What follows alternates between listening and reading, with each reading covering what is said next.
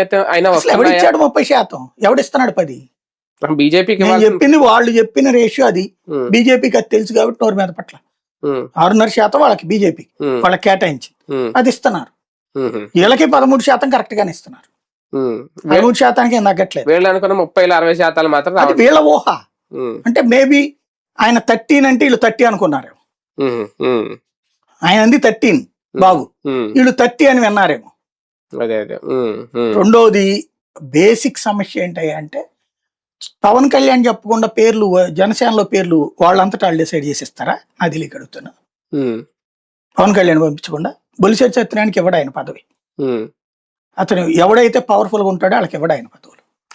పవన్ కళ్యాణ్ మీడియాలో publicity focus ఉండేవాళ్ళు ఎవరినన్నా బతకనిస్తున్నారు అక్కడ.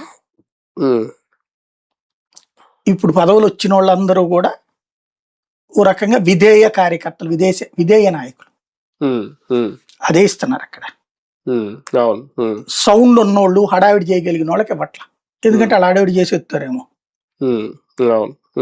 ఇప్పుడు ఎక్కడో ఎందుకండి, అన్నిటికంటే దారుణము అమ్మాయి వినుత కోట ఎంత అవమానాల పాలైంది. చివరికి హత్య కేసు, అరెస్టు, జైలు.